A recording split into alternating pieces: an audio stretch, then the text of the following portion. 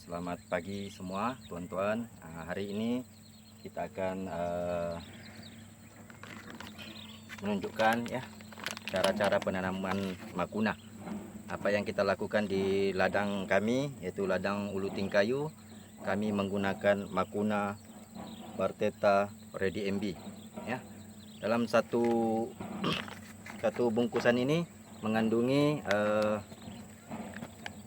1 kilogram dengan harga Rp390 dengan anak benih lebih kurang dalam 5.500 biji anak benih makuna yang adalah terkandung dalam bungkusan ini.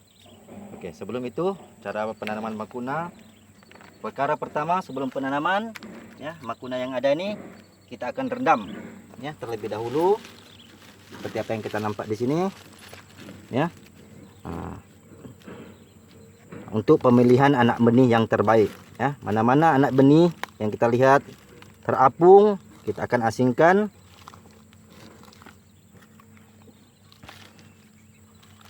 Dan ini menunjukkan makunanya ini telah rosak dan tidak boleh ditanam. Oke, seterusnya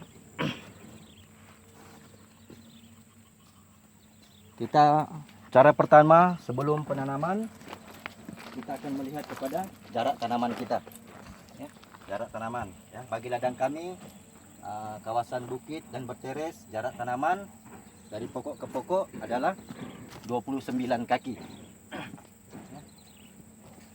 Lihat nampak di sini jarak tanaman 29 kaki. Perkara kedua, sebelum penanaman dijalankan, kita hendaklah melihat kepada cara dan standar yang kita gunakan. Di sini kita akan setiap pokok kita akan tanam sekurang-kurangnya 4 poin bersamaan dengan 2 biji setiap satu planting point kawasan tanaman. Nah, di sini kita akan tunjukkan ya. Pembahagian lebih kurang daripada pokok pertama kepada jarak tanaman pertama adalah 7 kaki. Manakala yang kedua 14 kaki dan juga yang ketiga 27 kaki dan yang keempat adalah 28 kaki bersamaan dengan 8 biji makuna. Untuk 1 kilo makuna ya, kita anggarkan untuk jarak tanaman 29 kaki kawasan berbukit dengan stand per hektar lebih kurang 130 per hektar. Kita anggarkan untuk satu bungkusan makuna ini boleh mencecah sehingga 5 hektar. Oke. Dan juga jika kita apa yang kita praktiskan di sini untuk makuna kos lebih kurang labor dan material lebih kurang dalam 118 hingga ke 120 per hektar. Oke, seterusnya kita di sini kita boleh lihat ya, jarak tanaman. Oke, untuk menentukan jarak tanaman ya, kita kena pastikan jarak tanaman kita tidak terlalu di kawasan yang cerun untuk mengelakkan hakisan dan runtuhan dan juga mengakibatkan pembaziran kepada pihak majikan. Jadi di sini kita tentukan makuna akan kita tanam lebih kurang 2 kaki daripada bibir teres. Oke, seterusnya Mandur, tolong tunjukkan. Alat-alat yang kita gunakan adalah karung bekas baja dengan ukuran 10 inci setiap satu potongan dan juga bambu ya, berukuran 12 inci. Oke, seterusnya kita akan tunjukkan cara tanaman.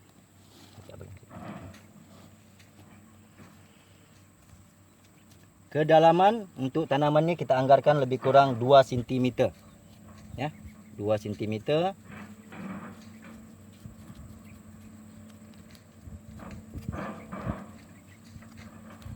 Dan juga jarak di antara tanaman lebih kurang dalam 3 cm lah.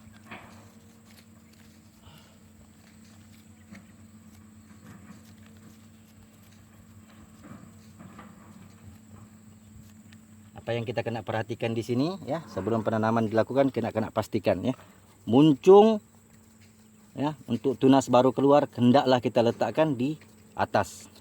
Nah, jadi cara tanaman kita akan letak seperti ini.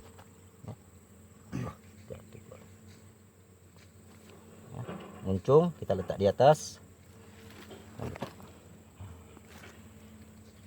Kita akan gunakan tanah lah untuk timbun.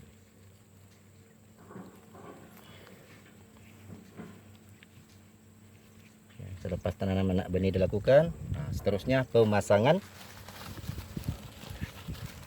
karung ya.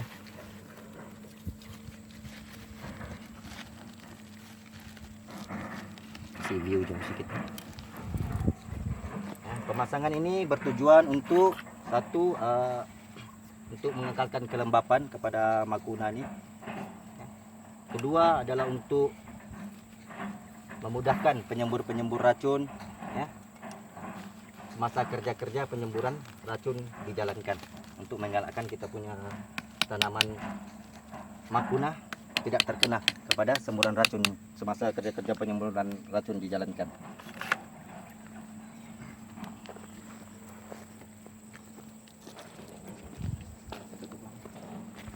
Saya rasa itu saja. Seterusnya untuk yang kedua dan seterusnya kita akan jarakkan tanaman lebih kurang 7 kaki. Seperti kita nampak di sini.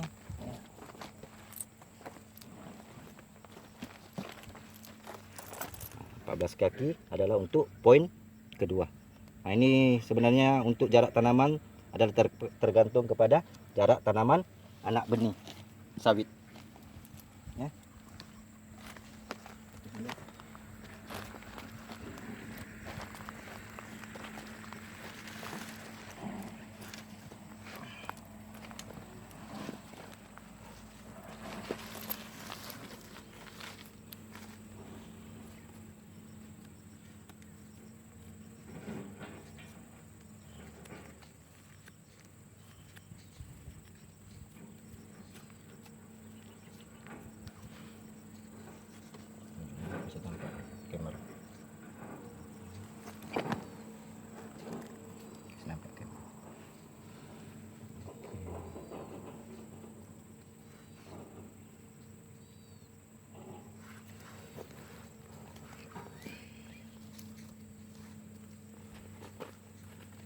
Sebaiknya semasa menutup anak benih ini kita gunakan tanah yang sedikit lembab lah.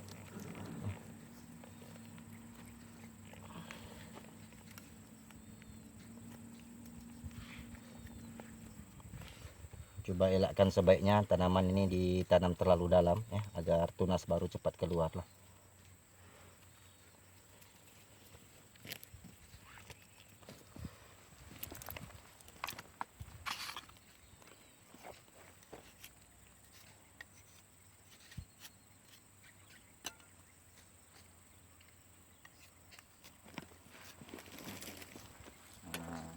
Saya rasa itu saja yang dapat kami kongsikan daripada ladang ulu tingkayu. Semoga perkongsian ini ya lebih bermanfaat dan juga dapat diamalkan di mana-mana industri perladangan. Terima kasih semua. Selamat pagi.